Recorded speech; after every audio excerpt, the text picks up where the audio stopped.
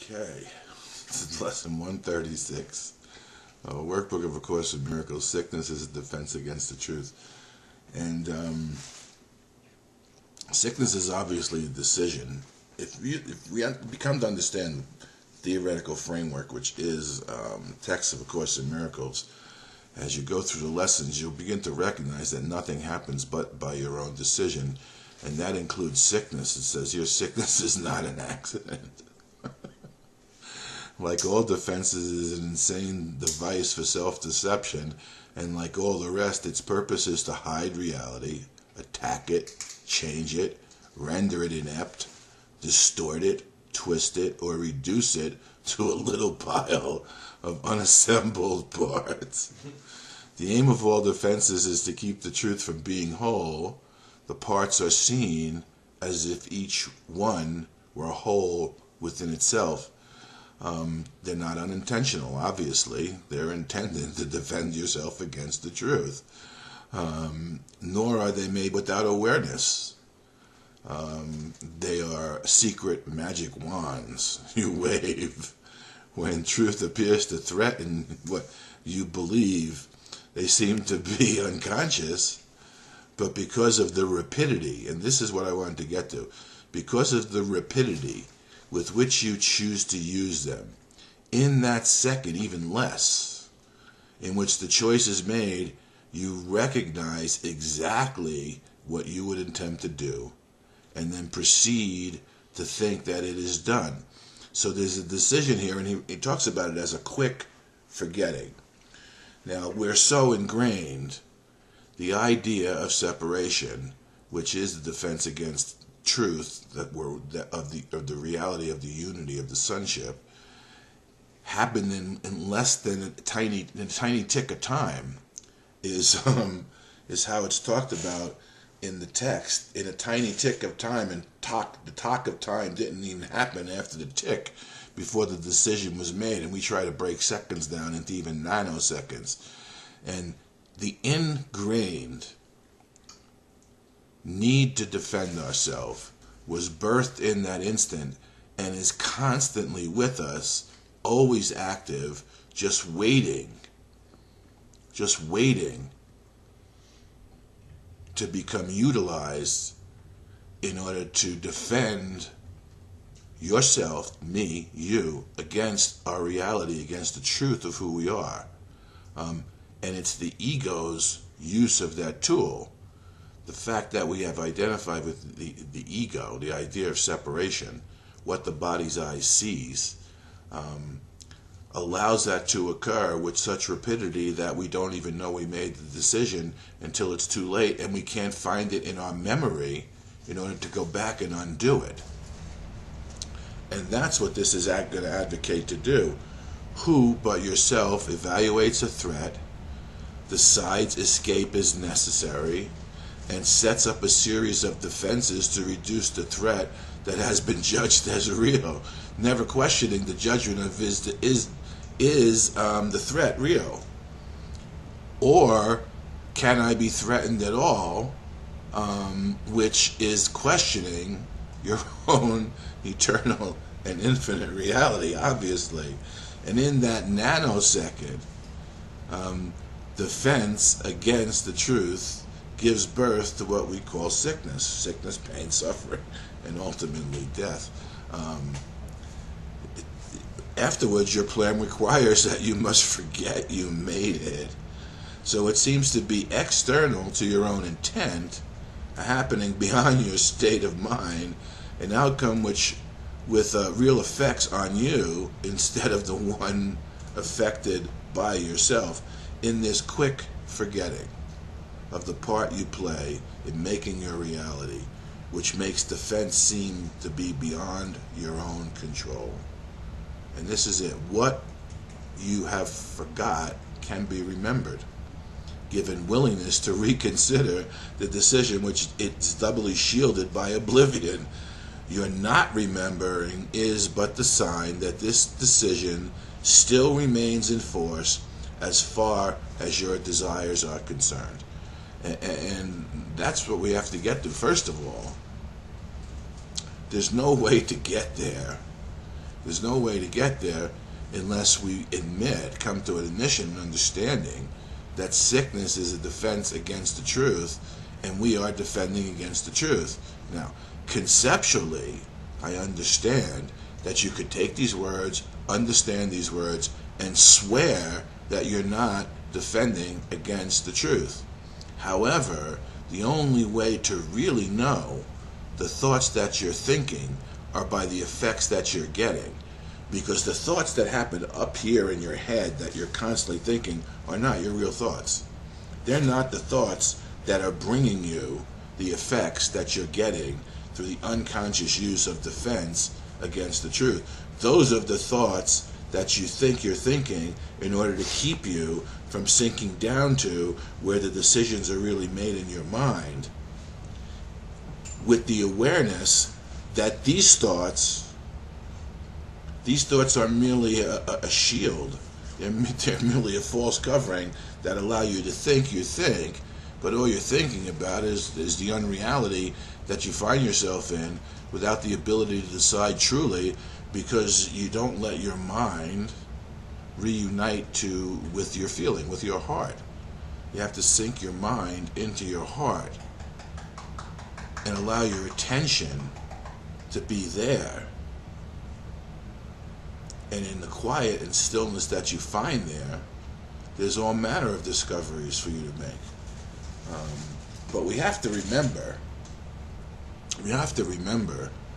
that part of the reason why we enact these decisions and utilize sickness as defense against the truth, because the sickness must have some value to us. It must get us something that we want. I understand that doesn't make much sense, but somewhere in the back of our minds, in the recesses of what we're conscious of or unconscious of, in the subconscious, we still think that by becoming sick, we get something. There's value to the sickness. Now, these are just some fundamental admissions, much like in a 12-step program. It's that if you can't admit that you're an alcoholic or an addict, and you're powerless over your addiction, and your life is unmanageable, then there's not going to be any way for you to get sober, because you're always thinking you're getting drunk for a reason that's beyond your control and has nothing to do with any decisions that you're making. So there's a requirement for a fundamental admission here that allows you to rise up from the condition, or at least consider the condition in a different way, that you haven't been looking at it, because the way you've been looking at it continues to allow you to be sick, get sick, suffer, and die. And then this could be the end of it. This could be the end of it.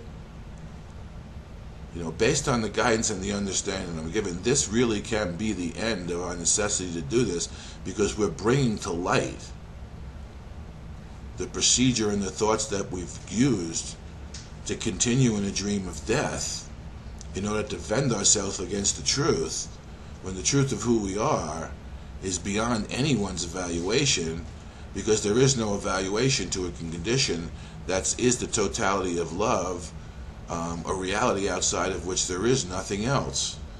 Now, unless you consider these questions, at least with an open mind or objectively, conceptually, there's no way you will begin to be able to practice these principles in your affairs. Quite frankly, as it says in the 12-step program, if you want what we have to offer and are willing to go to any lengths to get it, then you will take the suggestions of the program and begin to utilize them.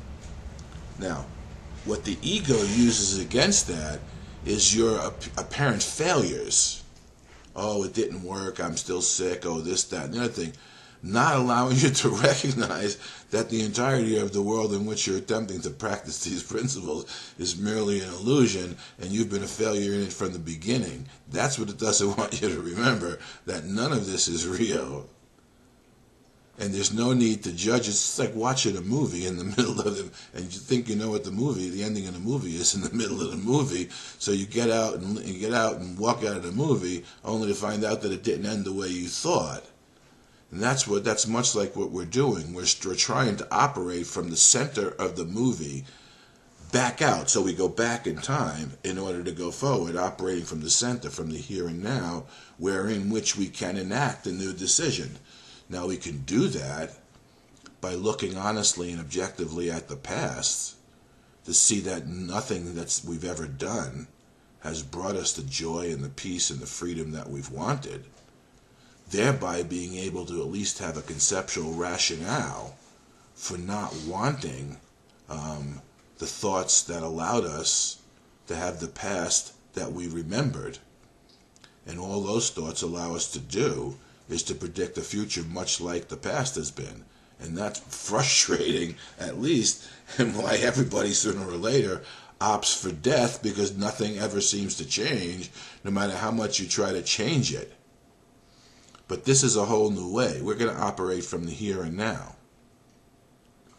We're gaining new perceptions by allowing all these old perceptions that kept us locked in this box of space and time to be shaken up. And as the light begins to come through the cracks, we begin to recognize something that we've forgotten, and it evokes in us a memory of a love that we've been looking for here in space and time, but haven't been able to find because it's not in space and time. It's in us as our reality. So this lesson, defense sickness, is the defense against the truth.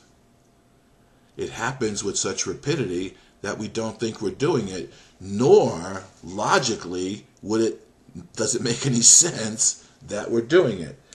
I want it to not make sense to you that you're doing it, but I want the admission that you must be doing it because you continue to get sick, you continue to suffer, and you continue to work your way to death, trying to figure out how to plan that death, that time, or the period of time between now and when you die, in order to live differently, to enjoy it. Well, everybody who thinks they're going to die can't possibly enjoy now because they're always in the process of warding off death. This is a way, within this lesson of the Workbook of A Course in Miracles, Sickness is a Defense Against the Truth. There's a way in which to enter into the now, here and now, and begin to operate with a new thought system. And the good news is, for me, we can learn to utilize the failures to help us remember how to be successful, so that everything, all things, work for the good right here and right now. There really is no such thing as a past. There's no link of memory to the past. The past time, all of space and time is going on right here in our mind. We utilize memory as if to make up a linear temporality that seems to have occurred in the past, but is actually still with us here and now. The only way to change that past, therefore change the future now, is to re-examine how we operated, how our minds operated in that past, so as to learn we do not want to operate that way now. We don't have to know how, and this is the big delaying tactic that the ego introduces, the idea that you have to learn how to do this. You have to unlearn through the recognition of how you did it in the past, so as to just simply not do it now and allow something new to be born in your mind, to be revealed to you. And in that newness that was brought to us through the light and the love and the understanding of the Holy Spirit is the living information as our daily bread, so as to give us that new burst of life that allows us to have a new memory in us that can motivate us to continue to do this in the moments that we're allotted, in order to enact, eventually you learn to not defend yourself against the truth, and allow your mind to be open, to become open-minded through forgiveness rather than closed, thinking that there's a threat out there that's out to get you, and if you can just defend yourself enough, you can keep that threat at bay, and yet all the time you're suffering from the tension of that decision in your own mind, which is what is debilitating and causes us to lose vitality, lose the things we love, and lose life, because it takes all our energy to do it. Meantime, everything is happening all around us, and we're preventing ourselves from participating in everything by trying to ward off the threat that everything represents in our need for self-preservation in a condition that has no reality and yet seems to be the world that we live in. So, your not remembering is but a sign that this decision still remains in force. Now, when you hear that, the temptation is to get depressed rather than recognize it is good information, so that's there to help you recognize what you've been doing so as to learn how to not do it.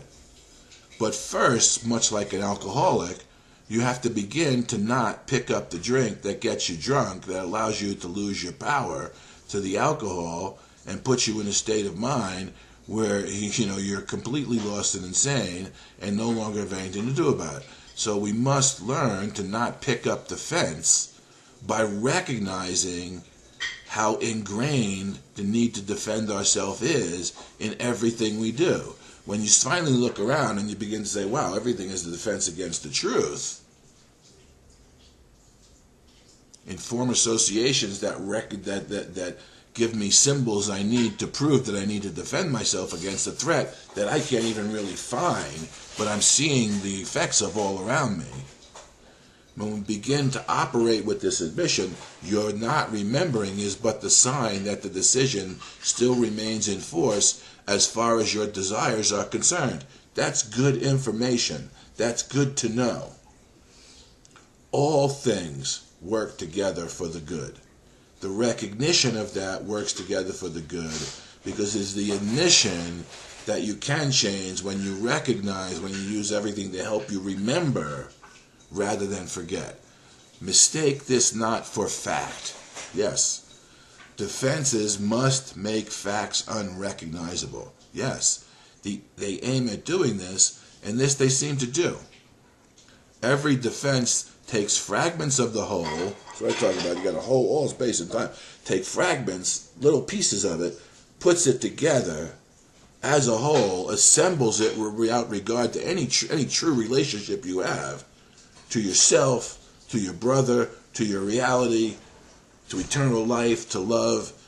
Assembles it without regard to true relationship and just constructs an illusion of a whole which is not there. That's the entire process that has occurred in the act of separation, and it's deeply ingrained in all of us. And until we recognize and admit that we're the ones that are doing it, that I'm the ones that are doing it, there's no chance to stop doing it.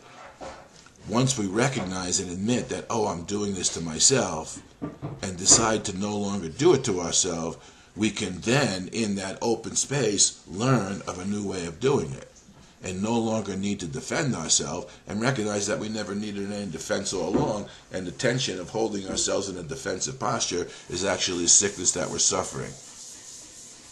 So that's the end of today's commentary. When parts are wrested from the whole and seen as separate and wholes within themselves, they become symbols standing for attack. Sickness is a decision. There we have it. Sickness is a decision. It is not a thing that happens to you quite unsought, which makes you weak and brings you suffering. No, sickness is a decision, and the decision that you make to be sick is what brings the effects of the sickness and the suffering. You don't have to do this anymore. You just have to recognize that you have been, it's been ingrained in you, and you're sick and tired of being sick and tired.